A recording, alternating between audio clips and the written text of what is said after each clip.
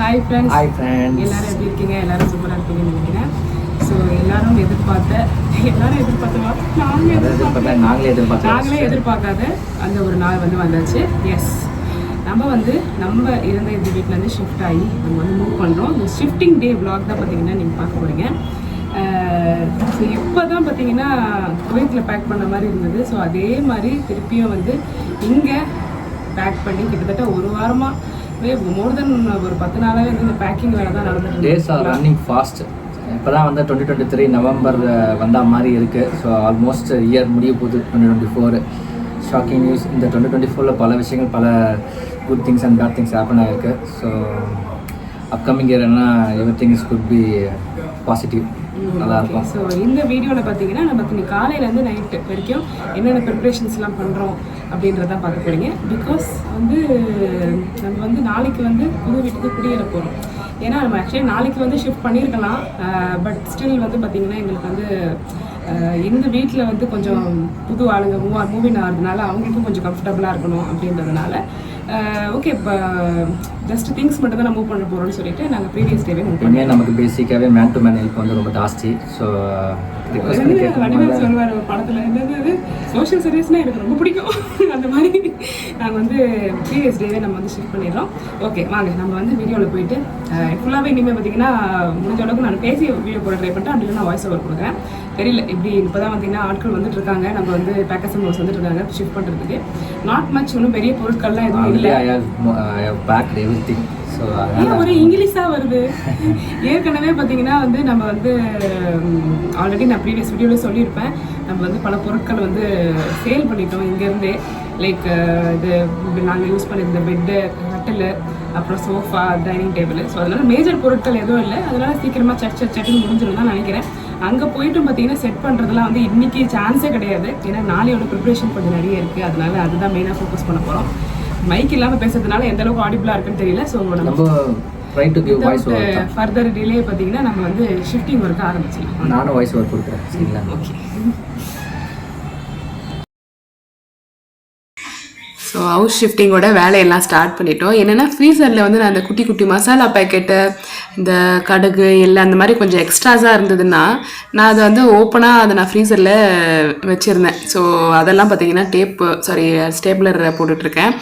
Almost பார்த்தீங்கன்னா சிலதெல்லாம் நாங்களே கொஞ்சம் பாக்ஸஸ்லாம் அரேஞ்ச் பண்ணி, கொஞ்சம் இந்த கனி பேக்ஸ்லாம் அரேஞ்ச் பண்ணி போட்டு வச்சுட்டோம். சிலதெல்லாம் பார்த்தீங்கன்னா அவங்க எடுத்துகிட்டு வந்திருந்தாங்க. ஆக்சுவலி நோ ப்ரோக்கர் தான் புக் பண்ணியிருந்தோம். இது என்ன பண்ணிகிட்ருக்காருன்னு பார்த்தீங்கன்னா, எங்களோட அப்பார்ட்மெண்ட்ஸில் நாங்கள் ப்ரீவியஸாக அந்த அப்பார்ட்மெண்ட்ஸில் நிறைய இந்த பிஜிஎன் தொல்லை ஜாஸ்தி. நம்ம அந்த ஏசி யூனிட்லாம் வெளியில் வச்சோன்னு வச்சுக்கோங்களேன், அப்படி அதை நாஸ்தி பண்ணி வச்சுருந்தது. நமக்கு ஆக்சசபிளும் கிடையாது.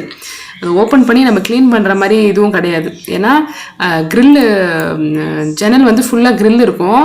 அதை ஓப்பன் பண்ணி அது வழியாக உள்ளே போயிட்டு தான் பார்த்தீங்கன்னா ஃபிக்ஸே பண்ணாங்க. நம்ம அந்த க்ரில்லை நம்ம ஓப்பன் பண்ண முடியாது. அதனால் ஃபுல்லி க்ளோஸ்டாகவே இருக்கும்.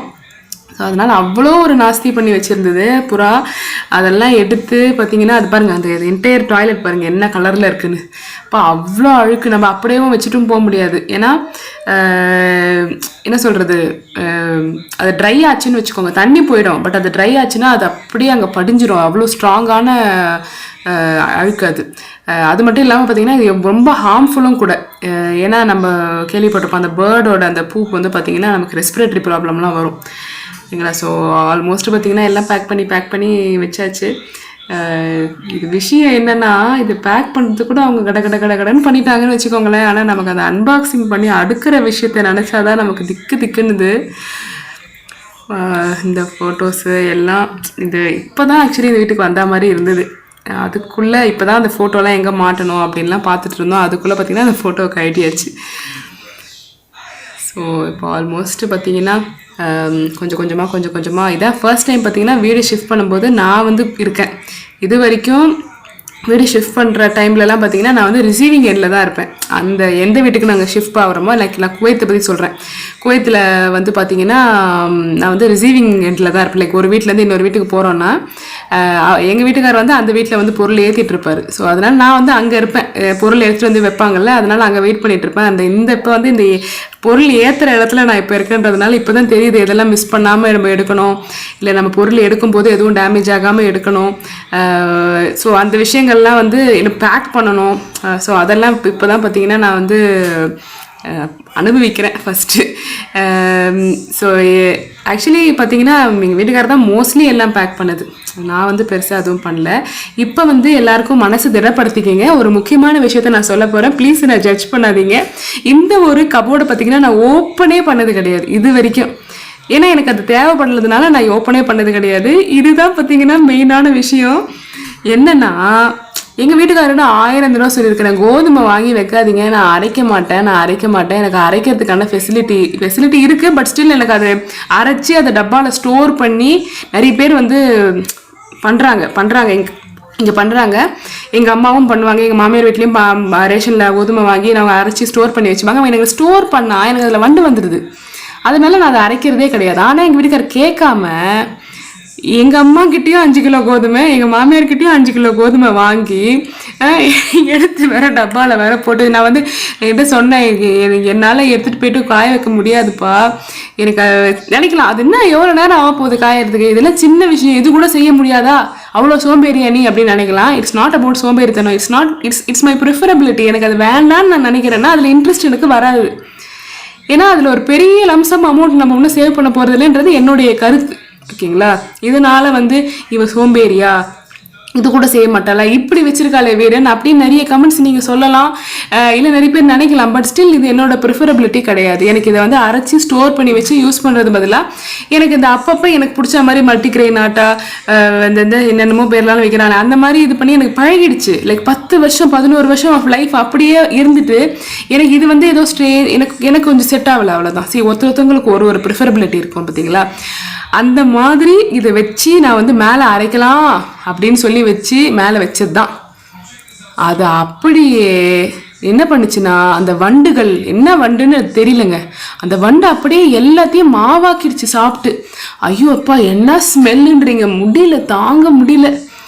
அந்த பொருள் எடுக்கிறவங்க நோ ப்ரோக்கரில் நினச்சிருப்பாங்க என்ன மனுஷி இவ, இதை கூட பார்க்க மாட்டாதான். பட் எனிவே வீட்டில் நம்ம வீட்டுன்னு சொல்லிட்டு என்ன பிரச்சனை, வீட்டில் வந்து ஒரு டிவி சரி ரிமோட்டு தொலைஞ்சி போச்சு, கிச்சனில் கரப்பாம்பூச்சி வந்துடுச்சு, இல்லை வீடு அழுக்காக இருக்குது, வாட் எவர் எது நடந்தாலும் எல்லாரும் காரணம் காட்டுறது நீங்கள் அந்த வீட்டில் இருக்கிற அந்த லேடியை தான். நீ ஒழுங்காக இருந்தால் இதெல்லாம் நடந்திருக்குமா அப்படின்னு எல்லாரும் இமீடியட்டாக வந்து சொல்லிடுவாங்க. ஆனால் அவங்க வந்து வேணுன்ட்டே இதை வந்து பார்த்துக்கல அப்படின்னு கண்டிப்பாக சொல்ல முடியாது. கண்டிப்பாக ஏதாவது ஒரு நம்ம ஒரு வீடு க்ளீன் பண்ணுறோன்னு வச்சுக்கோங்களேன், ஃபஸ்ட்டு டே க்ளீன் பண்ணுவோம், 2வது டே க்ளீன் பண்ணுவோம், ஏதாவது ஒரு நேரத்தில் அது வந்து மிஸ் ஆகிடும். அந்த மிஸ் ஆன நேரத்தில் போய் நம்ம பிடிச்சிக்கூடாது, நீ தான் காரணம் அப்படின்னு சொல்லிட்டு அது வந்து கில்ட் ட்ரிப்பிங் பண்ணக்கூடாது. ஸோ அதுதான் நான் வந்து இந்த கருத்து நான் சொல்ல வரேன். ஓகேங்களா? ஸோ ஒரு வீடுன்றது is equally responsible for both the men and the woman. ஓகேங்களா? வீட்டில் உமனுக்குன்னு சொல்லிட்டு சில வேலைகள் ரெகுலராக செய்யக்கூடிய சில வேலைகள் இருந்துகிட்டே தான் இருக்கும். லைக் வைஸ் சமைக்கிறது, பசங்களை பார்த்துக்கிறது. ஓகேங்களா? ஓரளவுக்கு டீப் கிளீனிங் இல்லைனாலும் ஓரளவுக்கு பேசிக்கான கிளீனிங் பண்ணுறது, இந்த மாதிரி நிறைய விஷயங்கள் பண்ணிட்டு தான் இருப்போம். ஜென்ஸ் எப்படி வெளியில் போயிட்டு வேலைக்கு போயிட்டு வராங்களோ அதே மாதிரி பேசிக்கான சில விஷயங்கள் இருக்கும். வீடு கிளீனிங்கிறது 2 பேரும் ஈக்குவலாக டிவைட் பண்ணி பண்ணும்போது நிறைய ஃப்ளாஸை நம்ம அவாய்ட் பண்ணிக்கலாம். ஓகேங்களா? ஸோ அதுதான் நான் இப்போ சொல்ல வர கருத்து. So please don't judge me. மற்றபடி பார்த்தீங்கன்னா நிறைய விஷயங்கள் வந்து அரேஞ்ச் பண்ணியாச்சு, லாரிலையும் சொல்லி போட்டாச்சு. ஆக்சுவலி நிறைய பேருக்கு தெரியும், எங்கள் அப்பா அம்மா பார்த்தீங்கன்னா எங்கள் அப்பார்ட்மெண்ட்டில் தான் இருந்தாங்க. சின்ஸ் நான் இங்கே வந்ததுனால தான் அவங்களும் வந்தாங்க. பட் அன்ஃபார்ச்சுனேட்லி நாங்கள் இப்போ மூவ் பண்ண வேண்டிய சூழ்நிலைகள், அதான் நான் சொன்னேன்ல, நம்ம இது மாற்றங்கள் ஒரு லைஃப்பில் நடக்கும். மாற்றங்களாக ஒருத்தவங்களோட லைஃப்பில் நடக்குதுன்னா அது எங்களோட லைஃபாக தான் இருக்கும். அன்எக்ஸ்பெக்டட் எல்லாமே. நம்ம இங்கே வருவோன்றது அன்எக்ஸ்பெக்டட். நாங்கள் வந்துட்டு ஆக்சுவலி எங்கள் அம்மா அப்பா எங்கள் வீட்டு பக்கத்துலேயே ஒரு வீடு பார்த்துட்டு வந்தாங்க. இப்போ நாங்கள் வந்து போக வேண்டியதாயிடுச்சு. ஸோ எதுவுமே அன்அவாய்டபுள் சுச்சுவேஷன் வச்சுக்கோங்களேன், இல்லை எதுவுமே எங்களால் அவாய்டே பண்ண முடியாது. ஓகேங்களா? இப்போ வந்து இது வேண்டாம், நாங்கள் என்ன சொல்கிறது, நாங்கள் இங்கேயே எங்கள் ஓன் ஹவுஸை வந்து ரெண்ட் திருப்பியும் கொடுக்கலாம் அப்படின்னு சொல்லி கூட முடிவு எடுக்கலாம். பட் ஸ்டில் அது வந்து எங்களோட அந்த ஓன் ஹவுஸோட கண்டிஷனை பார்த்துட்டு பார்த்தீங்கன்னா வேண்டாம், இனிமேல் நம்ம இருப்போம் அப்படின்ற ஒரு சூழ்நிலைக்கு நாங்கள் வந்துட்டோம். ஸோ அது மனசெலவில் வந்து வி கேனாட் சேஞ்ச். ஓகேங்களா? ஸோ ஆல்மோஸ்ட் பார்த்தீங்கன்னா எல்லா பொருட்களும் எடுத்தாச்சு. இப்போ வந்து அங்கே போயிட்டு அடுக்கிறது தான் பார்த்திங்கன்னா இருக்கிறதுலேயே மேஜரான ஒரு வேலை. ஸோ வீடு ஷிஃப்ட் பண்ணுறவங்களுக்கு நிறைய பேருக்கு வந்து தெரிஞ்சிருக்கும். ஈவன் நம்ம வந்து ஓன் ஹவுஸோட அந்த இம்பார்ட்டன்ஸ் பார்த்திங்களா, அந்த ஒரு முக்கியத்துவம் அது வந்து பார்த்திங்கன்னா வாடகை வீட்டில் இருக்கிறவங்களுக்கு மட்டும்தான் தெரியும். அதை நான் வந்து அனுபவித்தேன். அதுவும் முக்கியமாக இங்கே நம்ம ஊரில் வாடகை வீடு அப்படின்றது it's not easy at all. ஏன்னா குவைத்துலேயும் நான் வாடகை வீட்டில் தான் இருந்தேன். அங்கே வந்து இவ்வளோ கஷ்டம் கிடையவே கிடையாது. இந்த சென்ஸ் என்னது, நம்ம வந்து அந்த லைக் எங்கள் ஓனர் வந்து ரொம்ப சூப்பர்னு வச்சுக்கோங்களேன். அவர் எதுவுமே கொஷின் கேட்கல. பட் ஸ்டில் நான் வந்து பொதுவான இந்த கமெண்ட்ஸை பார்த்த வரைக்கும், நான் பொதுவாக வந்து மக்கள்கிட்ட தெரிஞ்சுக்கிட்டது வரைக்கும் அந்த அளவுக்கு வந்து பார்த்திங்கன்னா நம்ம வந்து ஒரு வாடகை வீட்டில் சடனாக நம்மளை காலி பண்ண சொல்லிட்டாங்க. ஒரு குழந்தை குட்டி வச்சுருக்கோம், அவங்க ஸ்கூல் இருக்கும், நம்ம நிறைய விஷயங்கள் அங்கே கமிட்டட் ஆகிருப்போம். அப்படி திடீர்னு காலி பண்ண சொல்லிட்டாங்கன்னா என்ன பண்ணுவாங்க? பட் சொல்கிறேன் நான், ஜஸ்ட் ஒரு சுச்சுவேஷன் அந்த மாதிரி இருந்ததுன்னா இன்னொரு வாடகை வீடை எப்படி நம்ம தேடுவோம்? அதுக்கு நம்ம அட்வான்ஸ் ரெடி பண்ணோம், அதுக்கு வாடகை லைக் அதெல்லாம் அந்த சேஞ்சஸ் இருக்கும், வாடகை சேஞ்சஸ், அட்வான்ஸ் சேஞ்சஸ்லாம் இருக்கும்.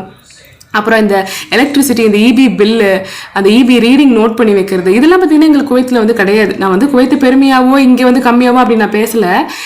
ஏன்னா குவைத்தோட வாடகை வீட்டிலலாம் பார்த்திங்கன்னா ஓனரே கிடையாது, ஓனரே வரமாட்டாங்க. It only the broker. So அதனால் பெருசாக ஒரு ஸ்ட்ரிக்டாக இது பண்ணுறது அப்படின்லாம் கிடையாது.